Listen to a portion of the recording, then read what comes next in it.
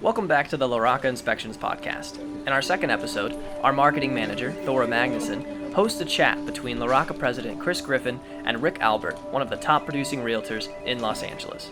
Enjoy! I wanted to start with asking you about how you entered the real estate industry to begin with. So a good friend of mine from college convinced me to come down to visit, and I met with his dad, who's been in real estate now about over 40 years. Started off in the mortgage industry, but then he was also working with an investment fund. So I moved down here the weekend I graduated college, and I was helping the investment fund purchase foreclosures at the courthouse steps. Oh wow. So that's pretty cool. Imagine being 22 years old. Here's $1.5 million. Let's go bid on properties. I'm like, okay. Wow. So I did a lot of that. Then I transitioned into the cash for keys, also some project management. And I took a lot of that experience onto the sales side. And so that's actually how I got started. And so now I help clients with buying and selling in Los Angeles in the area. Yes, and your team is doing very well, I hear. So yes. Can you talk about that a bit, and your rankings and where you've been featured? And Yeah, absolutely. So right off the bat, there's actually an organization called the Top Agent Network. In order to be part of it, you have to be part of the verified top 10% of producing agents. They have one for the West Side, one for the San Fernando Valley. We, as far as we know, are the only team that's a member of both. Oh, wow. Because of the massive amount of volume we've done. Just recently, once again, we've actually been ranked in the top 1% of producing teams in the country in terms of volume. That's being featured in the Wall Street Journal. It's been hosted by Real Trends. Me personally, I've been interviewed for Larchmont Buzz. I've had articles published in the Tolucan Times. Just recently, we had one of our listings featured with Fox 11. I did that tour. We've had a lot of our listings featured and selected by the LA Times as well. Cool. that's great, Rick. Yeah. I'm happy for your success, and thank you for being with us today. Absolutely. I'm excited. Yes. And Chris, how did you begin working in real estate inspections? How did I begin in working in real estate inspections? I was a contractor. I was a plumbing contractor for many years. And a friend of mine, John LeBaron, who actually is one of our co-owners here in the Chimney Inspection Company. You've met I him. do know John. Yeah, He's okay, one of my good. favorites. He was a friend, and he started recruiting me, telling me that the home inspection industry needed me. This is where I belonged.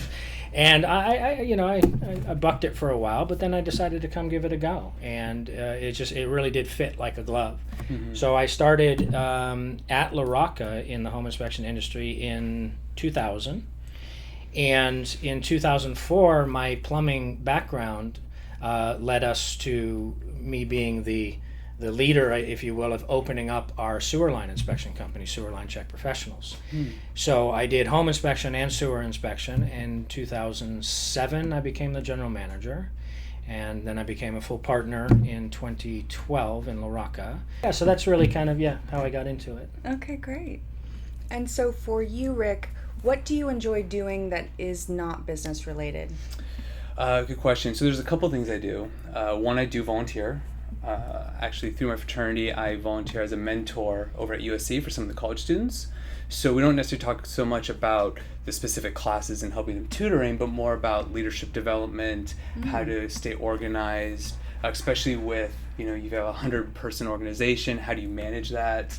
And then on the other side, I actually do love to travel. Okay.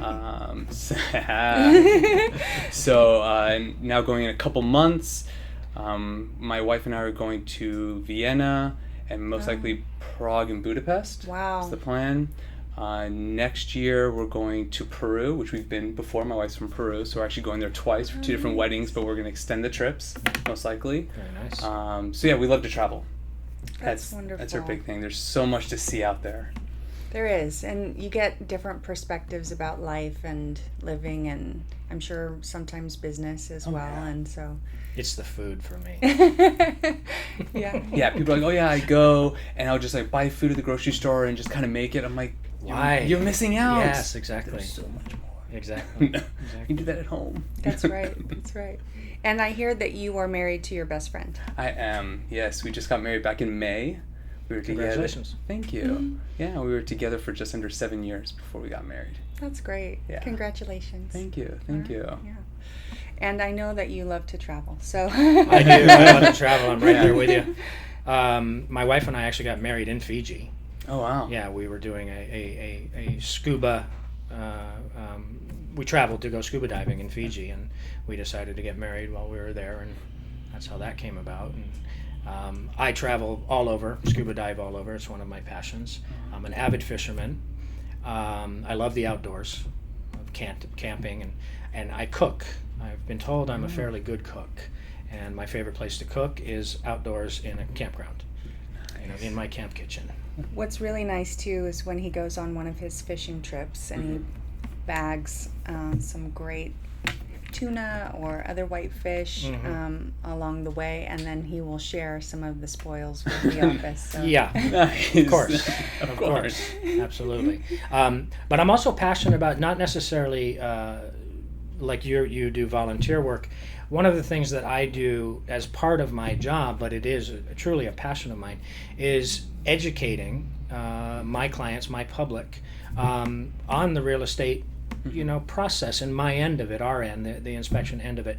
I really, really enjoy that. I love to look out into an audience and see people like go, wow, yes, that's a good idea, or they have their own, thought process about how they could utilize what it is that they're, I'm talking about, or they see on my screen in one of my presentations or whatnot.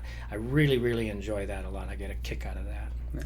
And, segueing into education, I want to know, because each of you is involved with buyers, homeowners, I'm sure, when you're keeping in touch with your clients who have become new homeowners or are thinking about selling, and then sellers. I want to start with finding out, what should a buyer focus on when they are your client after they've found a property? So after they find the property, so this is before they submit the offer, they kind of figure out why they like the property. I think that's really important, whether it's for their lifestyle, for investment, for a little bit of both. I think that's really important.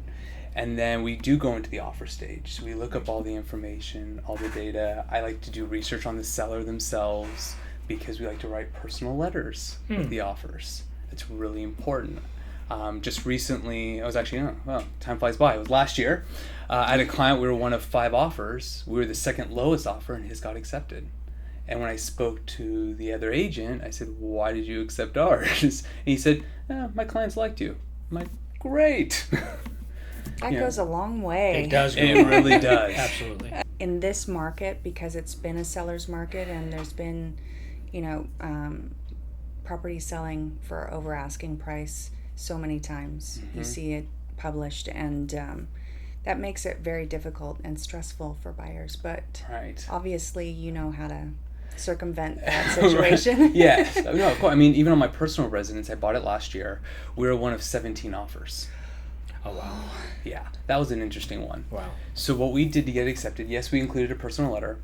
Once we found out that we were one of 17 offers, we went back and said, fine, we're going to offer $1,500 above any other bona fide offer with no cap. The strategy behind it was we knew it had to appraise. Right. So that wasn't That's a right. concern. I can also take the risk, right? Being in the industry, I can, I understand a little bit more, and I try to pass it on to my clients. So we did that. It was a fixer. So I said, fine, no home warranty. Who needs it? Right.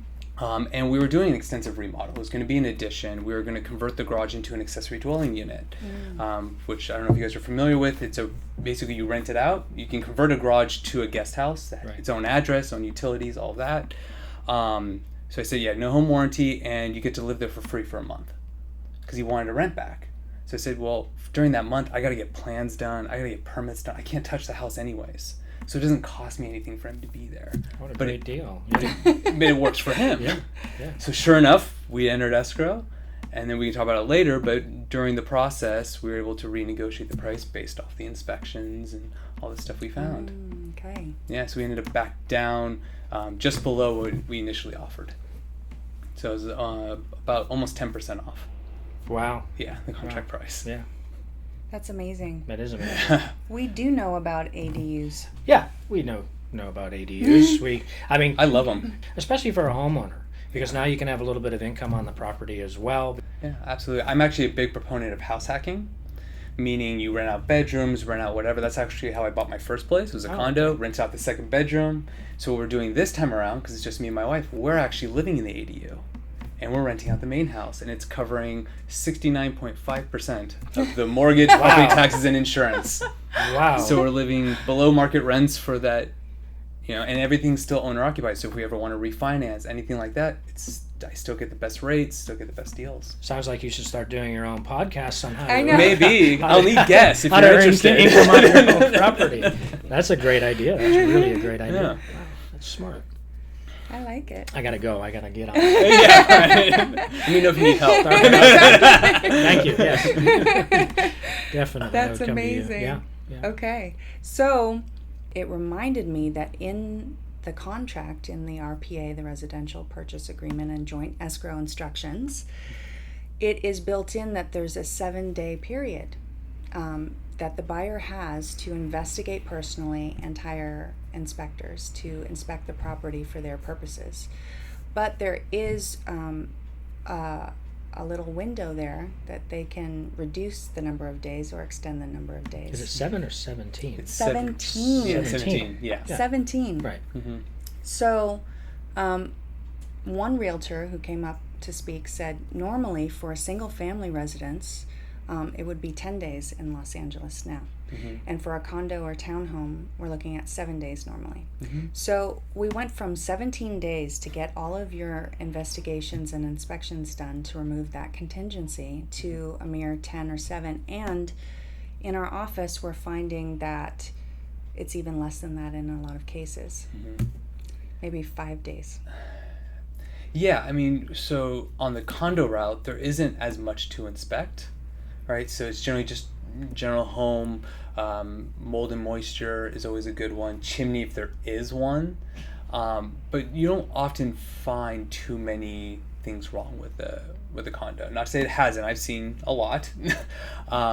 So to shorten it isn't really the end of the world, especially with companies like yourselves. You guys can all reschedule and get everyone in hopefully on the same day. Yeah. Then you get a report a couple days later. So now we're on day 2, 3, 4. We can submit a request day 5, and now we still have a day or two, if it's a 7 days, to do the negotiations. Even then, in the contract, there's what's called a notice to the buyer to perform. That's right. So even if you've maxed out your contingencies, the seller contractually can't cancel on you until they've sent that notice to perform. Mm-hmm. So if they send you that notice to perform, which by law they can send actually 2 days prior to the contingency being up, but you had 2 days, worst case scenario. So if you used up the 7 days, like, well, we want to know what's going on, here's a notice to perform, you still have an extra 2 days to perform. That's a good point. That's a very good point. That is a very good point. Yeah.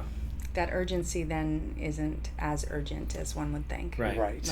Right. From our end, I do know that it has and can sometimes become a problem when the inspections aren't booked immediately. Mm-hmm. Like somebody forgets that we're working inside a 7-day period, and then they call to book in, and they have 3 or 4 days, and we, being one of the busier inspection companies in the LA Basin, we can't get to them for 3 days. Yeah. so now we've effectively shortened it down to 1, so that can definitely has its pitfalls as well. So Yeah. if you do know, definitely if you're working within that short period, that even is, in my opinion, more reason to ensure those inspections are like jumped on immediately. Yeah. What I've actually done when it's multiple offers is sometimes I'll pre-schedule before there's acceptance. And then that way I can go to the listing agent and say, look, my clients are so committed, we've already scheduled the inspections. That's a great idea.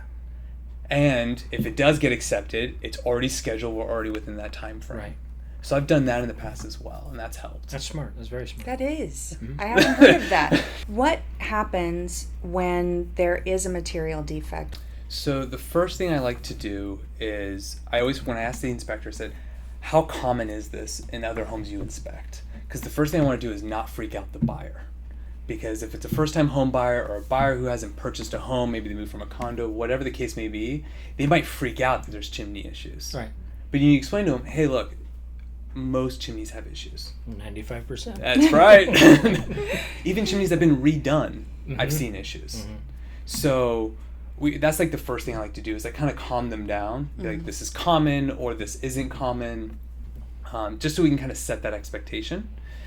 And then we go to the seller. And the options are for the seller to tell us to pound sand with the request. We can ask them to fix it. We can ask for a price reduction, or we can ask for a credit towards closing costs. So there is a big difference between the two. So price reduction is just that. The price, let's say from $1 million and it's $20,000 worth of repairs, goes down to, the 980. 980. That's great if it works, if it's a cash deal, whatever. A credit towards closing costs is, for most buyers, actually more important. And the reason being is most buyers are going to pay something to the escrow company, something to the title company. That's cash out of their pocket. When the seller provides a credit, that's cash they get to keep in their pocket. So yes, they get the price reduction. That's great, but they still don't get the full amount of cash to actually do the repairs, because part of that's a down payment, part of that's a discount in the mortgage. Right. Oh, interesting. Yeah. So, and yes, your property taxes go down a little bit. Yes, your mortgage goes down a little bit, but that doesn't really help you today to fix that chimney or today to fix that foundation. So we like to, just like we do the buyer's letter when we write the offer, we like to do a personal letter with the request for repairs. Okay. And we actually put the request in the letter, so they have to read the letter. It's not like... right. Right, so that way they understand the thought process. And we try to add emotion to it. The chimney has issues. I was hoping to use it with my family. We're only asking for health and safety related. That is what I try to do with my clients. That's legitimate. Sure. Yeah, absolutely. But oftentimes we see stuff that's just kind of pointed out. So for example, stair railings, right? You only have so many inches in between. Some are wider because the home was built 20, 30 years ago. That wasn't a code. So I try to focus my clients on the major health and safety. We try to be reasonable with any and all requests. And that's where the negotiations start. And then you explain to the seller, it's like, look, you have to disclose any known defects about the property. So if you cancel with us, that's fine, but now you got to pass all these reports on to the next buyer. Whatever problems may be discovered during the home inspection period, if the buyer chooses not to do anything with them, they're not thinking into the future, because they will be doing something with them, whether they're doing it by reducing the price of the property they're selling, or they're doing something with it by fixing them, but I think it's very important that they've already got an open escrow. Right. So let's keep the players moving forward, and it comes from sort of a mutual viewpoint that the problem is real. Yeah. The buyer wants to buy the property. The seller may have just found out about the problem, but the seller actually owns that problem. The buyer can walk away and the seller's got that problem. Absolutely. So now it becomes a mutual problem. And to be on that sort of common ground of working it out from both ends really is that's the advice I give when I do my educational classes in minimizing risk, is to try to work it out that way. You can blow this deal up and the buyer walks away. What happens with that listing? It may go cold. Yeah. It may sit forever. The seller may go, I've been using my chimney for 35 years and nothing's ever happened. And that's true. Yeah. It's true. But that doesn't mean it can't happen tomorrow or the next time there's a fire in there, know. It's like ball tires on a car. It's going to pop. It's just a matter of when. I love this guy. I use the ball tires all the time. That's exactly one of my analogies. I use that all the time. You have four, 3 good tires on your car. You got one bald one. That's all it takes. That's all it takes. That's all it takes. That one bad one. If you're keeping your chimneys cleaned, you're getting them inspected most certainly after any significant seismic activity. Oh, yeah. And oftentimes we would recommend annually if you are using the chimney often. You're going to maximize the amount of time you're going to be able to enjoy that chimney. And that brings up another point of where do inspections come into play as a new homeowner? You mean for the as the homeowner moves in and then they have in the state of California, basically we can't do an inspection for a homeowner because it's not connected with a transfer. Okay, but the information that the homeowner would receive as our client in that report, there's a lot of information in the report regarding maintenance and upkeep of systems, or of potential age, like I'm sure you've seen in the reports many times, where we'll say that the heating is working fine, but it's older and it should be maintained. Well, right there, it puts the homeowner, in a position of ensuring that they have keeping their home warranty in place. If something needs maintenance and regular care, the home inspection report is a great tool to use to find those items, and then sort of create your own list on how to maintain those things, or to watch out for those things that were noted in the home inspection report, but not necessarily anything had to be done with them during the escrow period. But at least about that. Right. Like, for instance, likely most sellers of homes are not going to install a gutter system when the home inspector says, there's no benefit of a complete gutter system. But as the homeowner moves in, that may be one of those things, per the inspection report, that they decide to go ahead and upgrade, adding value to their house, and also protecting the house from moisture related issues pertaining to that.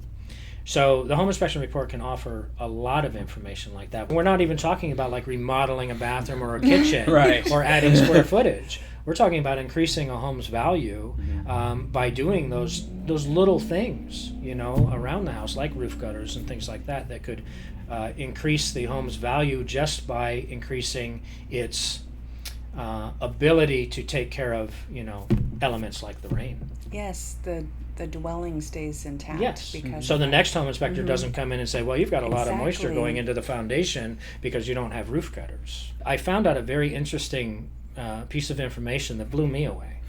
There is no defined, or legally termed, if you will, timeline on disclosure. In other words, it goes back as far as As far as you have knowledge. have knowledge. I found that to be very interesting. And it makes sense. It does. If a chimney's shot, chimney's shot. Right, and disclosure is not just for the seller. It's not. Like you say, the listing agent. I mean, I've had many when I was an inspector, and I don't think there's too many of them out there anymore. But literally, the listing agents would walk away when I'm getting ready to do my briefing, and they would say, "Well, if I don't know, I don't have to disclose." And it's sort of like, oh, but see, that's not going to work for you. It won't. Right, especially if they're going to see the reports. Right. It won't. So Right. that's not. They're not doing their fiduciary duty, for their client. But anyway, yeah, disclosure is a tricky animal. It is. It is in California. I think there is a gray area. It's not exactly in black and white. Yeah.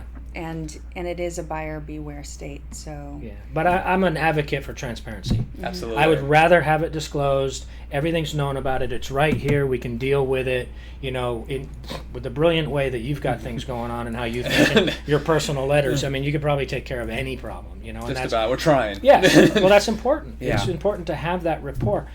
I found it in our business. If our clients like us, and we're helpful to them, and we're polite and professional, and we're actually showing them solutions as opposed to problems, because that's what we do, right? Right. We find problems. That's what our job is. But it's how they're presented, and if they're presented in a solution-oriented manner and a non-alarming fashion, that really the most alarming thing that you could think of in a structure can be taken care of.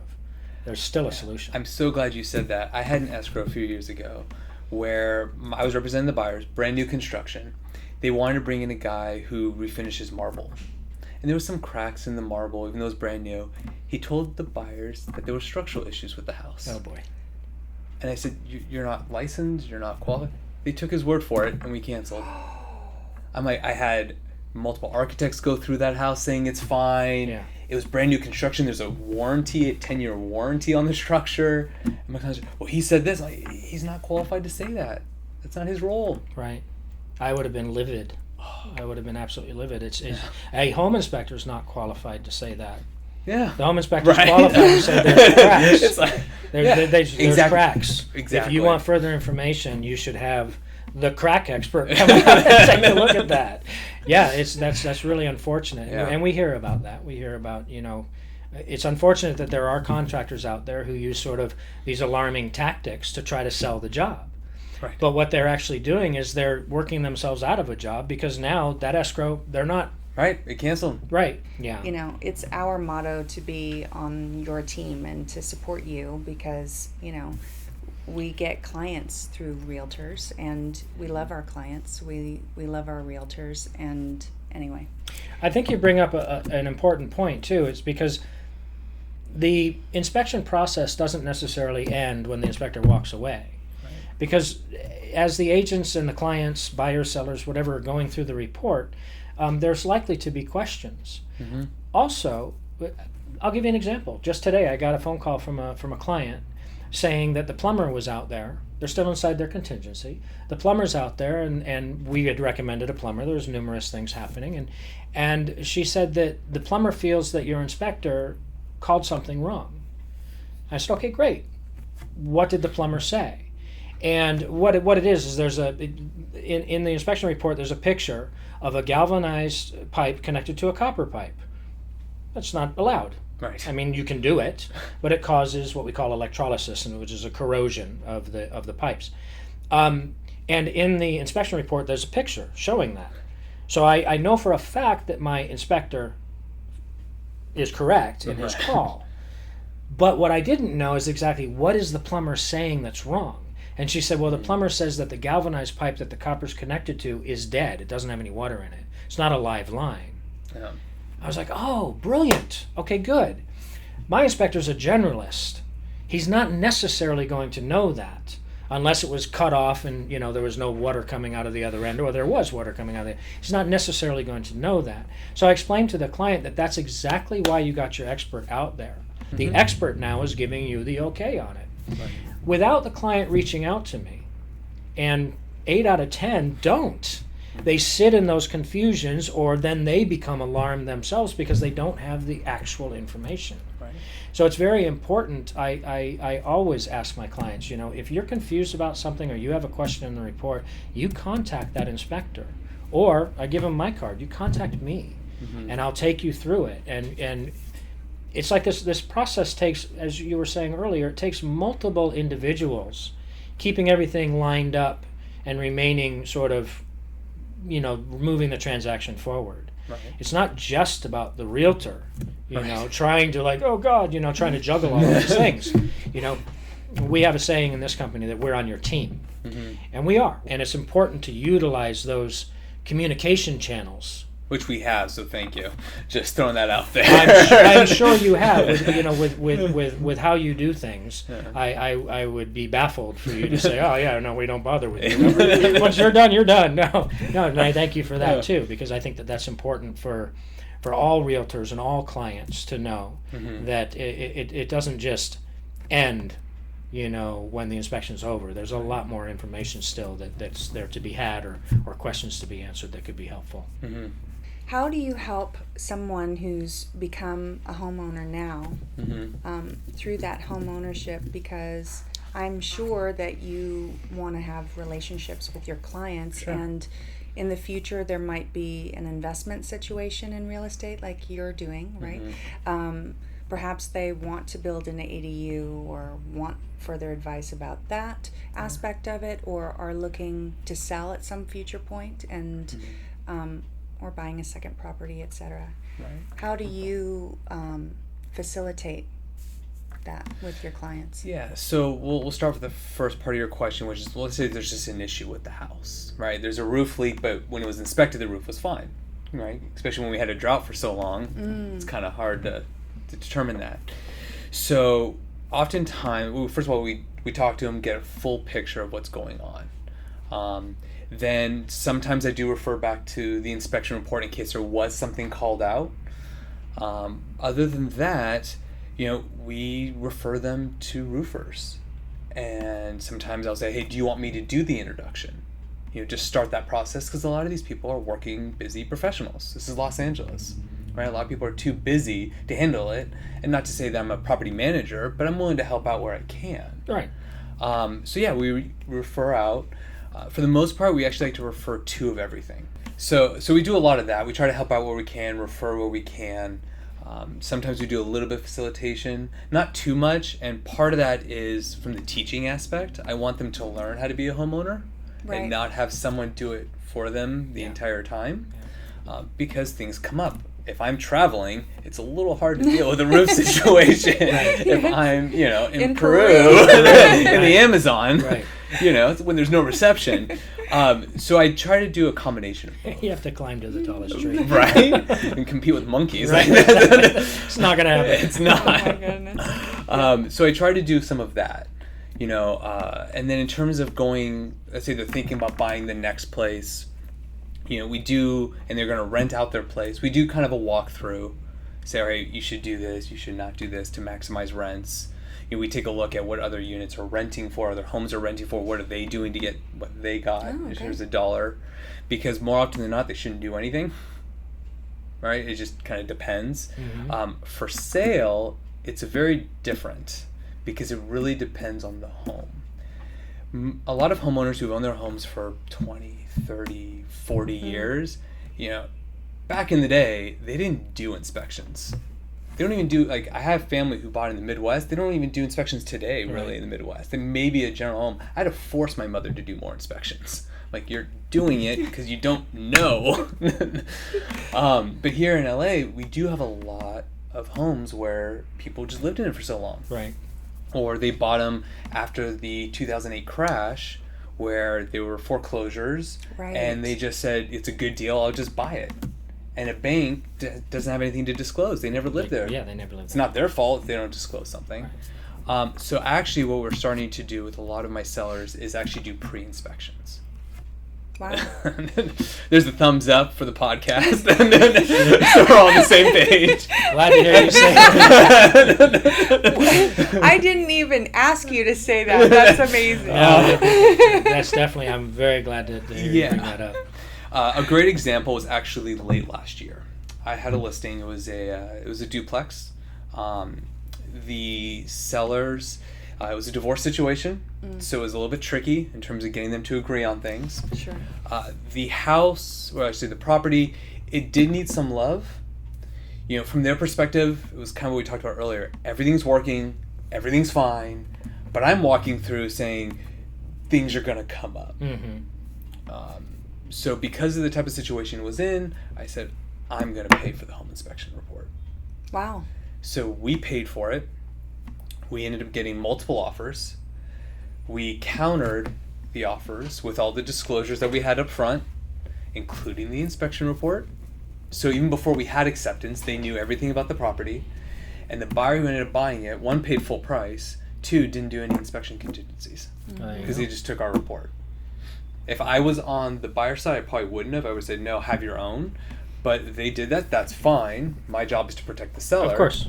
And they had knowledge about the property. Yeah. I think that's brilliant. I'm glad to hear you say that.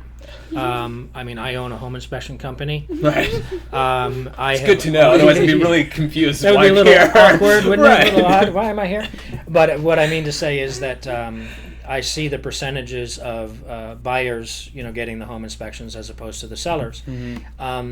I have been pushing, if you will, for some years now, the pre-listing or the listing inspection.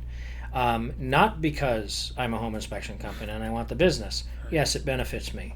But because it does, 100% of the time that I've seen it, it has made the transaction go smoother, period. There are so many facets to it, one being, again, sort of that transparency and that immediate trust that a seller can establish with a buyer. It's like, this is what I know. Here's my disclosures. This is what I know. This is what I've chosen to fix. This is what I'm not fixing. The house is priced accordingly. So the listing agent is helping to manage the seller's expectations. I mean, sometimes, like you're saying, the sellers lived there for 40 years. They've raised their family there. Yeah. Their grandkids have been there swimming in the pool. Right. That's their castle. They think this thing is worth billions of dollars. And you're walking around going, okay, there's some upgrades are needed. So the idea of the listing inspections or the pre-listing inspections is just, in my opinion, there's no pitfall. As a matter of fact, the California Association of Realtors, one of their documents, does recommend that the sellers do what they can to market their property. And one of the things to market their property is having those pre-listing inspections. Yeah, and if the concern's ever the cost, it's like, okay, well, I have a choice. I can spend $500 to do a 2-story chimney inspection, or I can end up giving up $20,000. Right. Or you can choose to do the work. Right. We had a client in Toluca Lake, and that's what we ended up doing. So we did the full gambit of inspections. So in full gambit meaning, at that time we just did general chimney and sewer. And the sewer needed to be replaced, the chimney needed work. So we said, fine. In our house, great floor plan. It needed some updates. She was a high-level executive, so she was really busy. So we said, fine, update the systems. So she did the chimneys and the sewer. She did some painting. We did some painting on the outside, a little bit of landscaping. She ended up netting about $150,000 more Oh, see, than what And she what would was have her gotten. initial investment in the upgrades? I'm Feels thinking like 20, 25? Yeah, about maybe a little bit more. But Yeah. it's like, somewhere in that ballpark. It was a few years ago. But it's like, why wouldn't you? And then, right. and that's Toluca Lake. Yeah. And then to put the icing on the cake, when the buyers came in, did their inspections, they asked for a bunch of stuff. And we had to sit down. We knew the other realtors, so we sat down with them and said, look, we're confused. You asked for all these things, but here's the inspection report we gave you prior to acceptance that already showed those things. Right. Like, Oh, brilliant. Brilliant, yes. And so all of a sudden, so then we focused on what was real. Right. And then we went from there. Right. Brilliant. That's a great example. And in Toluca Lake, people, I think, in certain areas of Los Angeles, in my opinion, people expect a certain quality or level of property. Yeah. So, and don't want to have to deal with things that are non-cosmetic. Right. Yeah. Yeah, I mean, the third most popular TV channel right now is HGTV. So everybody's watching it, and they all want to pick the colors. They all want to pick the flooring. Yes. I was talking to my wife because we did the construction on our house, and I said, just so you know, it's not going to be fun replacing plumbing because you can't see it. It's hard to enjoy. You'll enjoy it when you're in the shower, but in terms of seeing it. So if you can get that stuff up and running, then all you have to tell buyers, like, look, you get to have your HGTV moment. That's right. Isn't that Right. nice? You get to play with your aesthetics all you want. Pick out your hardwood floors, the colors, the wainscoting, the crown molding, all of that stuff, all of that neat stuff that you get to see and enjoy every day. Right. Right. But having the peace of mind that you've got a brand new sewer line, that you're never going to have to deal with a sewer backup. Or see it. No one wants to see a sewer line. Who wants to see that? Well, I was a plumber, so That's it was fine by me. Somebody has to do it, so I appreciate That's it. right. That's right. But I understand that. I do understand that, because who does? Who wants to even be involved in that project as a homeowner? Their whole front yard's dug up, and there's a new pipe. Wow. Yeah, right. It's like not a good feeling writing a $20,000 check. Yeah.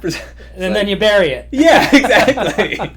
I know, exactly. You ran some numbers once. You were talking about some convincing your clients of getting some inspections, and that inspections can cost a certain amount of money. But Thora ran some numbers once, and what percentage did you find was, if you were to do like the 4 inspections that we offer on your average priced home in Southern California? It was about 1/2,000th of an average listing price. I think we were using the number 800,000. Okay, that's a fair number. Right, think in so. Los Angeles. And so there are buyers that and agents that don't want to waste any money on any other inspection but the general physical, let's say. There are buyers that waive inspections altogether. Right. For whatever reason. They want to save money, or they think that's going to help them get an accepted offer.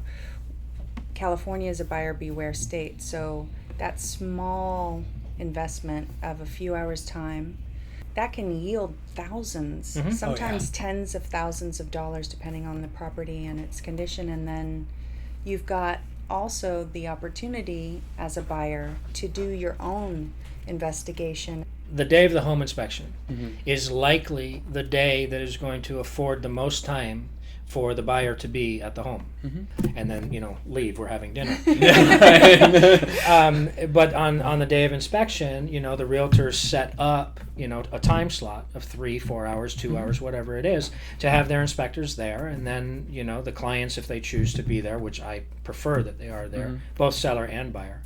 But that affords them some couple hours, and I recommend that they get involved. They have an obligation to do their diligence. And their diligence doesn't just, even according to the laws and the card documents, it's not just, well, I've hired you and I've hired you, please go do your jobs. Yes, that's a very big part of it.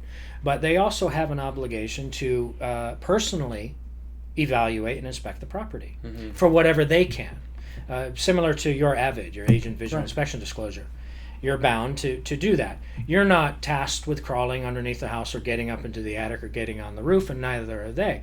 But there are certain things that only an end user, if you will, would sort of know what concerns them. Sure. I don't know how big their reclining chair is. I don't know if it's a double wide. Is it going to fit through that door? They're looking at the master bedroom and okay, good. I've got an outlet there. My bed will fit right there. My end tables. They're mocking it up and creating that design. And I love it when buyers get involved like that. And also when they understand sort of some of the parameters of our inspection.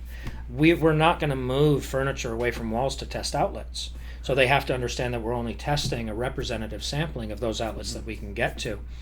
If a buyer would like to, pull a couch away from a wall and test an outlet, I hand them the electrical tester. Go for it. Grab some doors, grab some windows, just get a feel for the house, be involved, ask questions. And then I think I've carried this thing on a little bit further than where we were going, but that's an important piece of the puzzle for me, is to have everyone who's involved in that transaction spend that time inside that window that likely is going to be the greatest amount of time, during that transaction that everybody can be there. Right. The inspector can be asked to look over the seller's disclosures. Get the inspector involved. He's not required to go over any third-party documents, but minimally the inspector will call me and say, hey, what's this mean on the disclosure? And I can get involved and stuff like that. So it's just a good way to, again, keep the camaraderie, keep the trust, keep the transparency, and keep everybody working as a team. I love to look at, football. You're a football fan, baseball, whatever, you have teams. Sure. And they're opposing each other. And one's trying to beat the other down, and one's trying to win, one's trying to make the other lose. That's not what it is in a real estate transaction. Yeah. And I believe that for too long, there has been that sort of misconception that, we're the winners, we're the losers, we need to make you lose, and it's not. You need to both be winners. Yeah. That truly is the most, the greatest result of any real estate transaction. Everybody walks away feeling like they won. That it was a good transaction. Especially in today's market. Yes. You could argue when the recession hit, it kind of became a buyer's market. Yes. You had some more flexibility, but now it's a little tough. If you're a buyer, and I've had this conversation with buyers when we didn't get a penny, but I'm like, look, you can move on, but what else are you going to find? Right. With our house, me and my wife, we were talking, there was issues, we were negotiating, and she's like, well, should we cancel? I said, the problem if we cancel is if we go to another property, we don't know what those problems are going to be. We don't know what that seller is going to be willing to do or not do. I'd rather work with what we know. You do know what's going on here, yeah. We do know this. Right. From a leverage perspective, we now have the leverage because we're an escrow. A seller That's can't right. cancel on me. Right. So I'd rather work with what we know. And then to kind of touch on your part about the open window, I think it's a very good point in terms of like seller disclosures, but also permit history. Yes. So we used to have to actually go down to the city to pull permit history. Now I think there's actually a website online that even goes from when it was first built. Permitreport.com is great, and then also the Well, buildingdepartment.org/permits. Yeah. Literally, you can get the whole transaction. Yeah, right, because it used to be whole just history. Zemus, but Zemus would only show up That's to right. 1996 to Right, now. right. Now there's the other site that actually pulls from when it was first built. Right. So that kind of stuff's important, especially when we meet with the inspector, if there's something that's a red flag. Oh, okay. So if there was an addition done without permits, we can just spend a little bit more time there. Yeah. Because we knew about it ahead of time, rather than after the fact when there's nobody to ask. Yeah. I'm glad you bring that up. That's very important, because that's one of those things also that many buyers don't understand, that the responsibility for those permits is on them. So when the real estate agent does say, hey, we should probably do this, obviously the real estate agent is going to guide them. They need to understand the importance of that. Oh, yeah. Because if finding out, I have an educational presentation called Unpermitted Construction. When you do Pretty find straightforward. out, I like it. when you do find out things are unpermitted, there's oftentimes pretty easy things that you can do to get it permitted. It's usually not just, the whole thing has to be torn down and rebuilt. Right.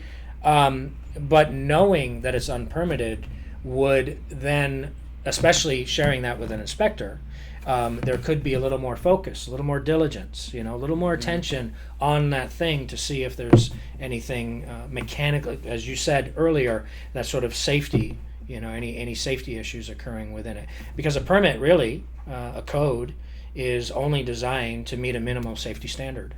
So to have something permitted says, yes, this meets the safety standard that it was at the time it was built. I like where we're going with all of this, because I think it's important for people to know there are certain expectations, and home buying is this endeavor where it's scary because it's the largest financial purchase of someone's life. When it's new to them, they don't know what's coming at them or what to focus on, what's important out of everything that they get, all of the documents, all of the players, as I mentioned before. And it sounds like, to me, when you work with the best, that you're in good hands, and each of the professionals knows what they're doing. And so it makes sense to take that advice, focus on what's important, not get caught up in the thrills and the excitement and the emotion of it, because it's a lot of money, and because it's making a commitment for sometimes 30 years on a mortgage or more, and really diving into what matters. Like, is this property going to work for us? And we've already established we can afford it. Great. So now let's figure out and get the knowledge that we need about the property so that we can be good homeowners, like you were saying. I loved what you said at the very beginning of our discussion, that Thora's one of the first questions was, what do you do with your buyer when you find that house? And your answer was, this isn't verbatim, but the idea of finding out from the buyers, why do they want that house? How does that appeal to them? Why does that appeal? Is it going to suit their needs, and so forth and so on? I've never heard a realtor say that. And it sounds like that you're very interested in really delivering to your client, to your buyer, and I'm sure if we were working the other end, the same sort of service, something a little more personalized. And I think that's what we've touched on a little bit here today, most certainly from your end, that you offer this personal touch. And I love that, because this is a business, and it is a business transaction, but buying a home, it's very personal. Very much so. It's very personal. I mean, one of the things I like about real estate is you could argue it's actually recession-proof, because even if the market takes a downturn, it's going to come It comes up. And it's a basic need. Yes. Right? Real estate as a concept will never go out of style. It's not, like the Walkmans, right? We have to have a roof over our head. Right, absolutely. One way or another. So it's always going to be around. It's just how you play in that market at that time. Yeah. The question was posed, how would you help your client as a homeowner? Right. They've already moved in. And you basically said, it couldn't have been found on the inspection. There was no evidence of it. We've been in this drought. We don't do, water testing of a roof. But the first thing you said to solving the problem was you referred them to the report. And I think that's so important. That gets overlooked often and too many times. I'd say 8 out of 10, 7 out of 10. Surprised. Yeah. that information is in the report. It's been discussed or alluded to, or it couldn't be determined, or there's information in there that can help then the client carry that thing forward and resolve it as a homeowner. And I very much appreciated the fact that you're still again utilizing that report as homeowners, as a tool, as we were talking about, of something that they can refer to, for being able to handle or maintain or have future repairs done on their house. Yeah. Well, it's one of those things where I'm not a roofer, I'm not a plumber, I'm not an expert in those fields. So for me to give my opinion, I can be like, hey, my personal experience, this is what I've done. But really, you have to refer to the report. You have to refer to them because anything changes. Or I've had clients, there was a leak in a condo once, and my clients flipped out. And they're like, who should we sue? Oh, I'm like, hang on. Like the S word. Yeah. The 3-letter S word. I looked in the disclosure and said, look, there was a leak years ago. The inspector, noted that there was a past leak. So yeah, the leak came back, but there's really no one to sue. First of all, things happen. Right. Second, you knew about it. Right. We even talked about it. Right. But yeah, you got to do things in writing. You got to refer to reports. I think that's why. I think it's part of the reason why we're seeing buyers do more and more inspections. Yes. I mean, I think the record. I had represented a buyer. He used 10 different inspectors for 10 different things. It was a busy day. That's a busy day. That is a busy day. Your team was there. Your team was busy. Yeah, good. Thank you. I'm definitely an advocate for don't wait until the physical inspector tells you should get a sewer inspection or a chimney inspection or a mold inspection. If those things concern you as a client, and they should, as a client, they should concern you. The sewer line is, you don't know. You don't know. I've got numerous stories of many toilets and bathrooms and bathtubs that drained just fine, but the sewer line was broken in half. So the damage it was causing and the ramifications that had in the future were astronomical.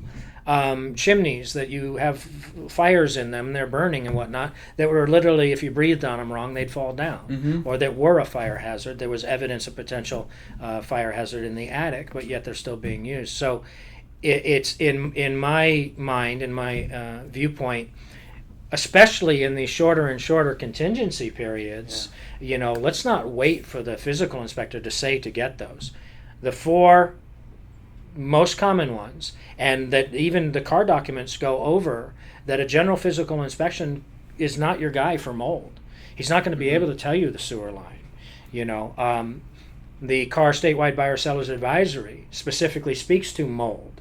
If the client is concerned about mold, they should get all disclosures from the seller about mold or any past floods or any water damage, and then they should have the home inspected for mold by that appropriate specialist. Yeah. It doesn't say you should discuss this with your general physical inspector.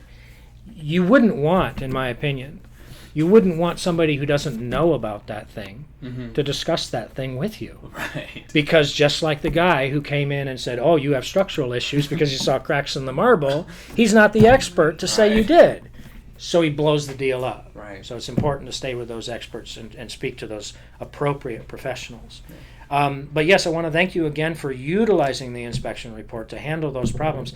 I've had clients call in after they've bought the house, escrow's closed. My plumber says that my pipes are leaking underneath the house. And I'll turn to page 13 on the report. Your plumber's right. They were leaking at the time of the inspection. It says it right here. And they just forgot, just didn't do anything with it. Like, oh my God, it's refer to the report. Yeah. Anyway, so good stuff, real good stuff. Yeah. You were speaking to beginning resolve of a problem with asking a question, and that's, how common is this? I ask that of every inspector because again, buyers don't know. Right. They have no concept of comparison. Right. How common is this? And most of the problems that we find are very common. They're very common. And that's right. And immediately shuts the buyer down. It's like, so I'm not the only one. Right. Yes. I'm not the only one with bad luck. So that means if it's that common, then the solutions to that is common also. Yes. And that there's wide and varied solutions. Yeah. Because you could take termites, for instance. Oh, yeah. Right? Termites need to be taken care of, but they're common. Yeah. You live in Southern California, you have termites.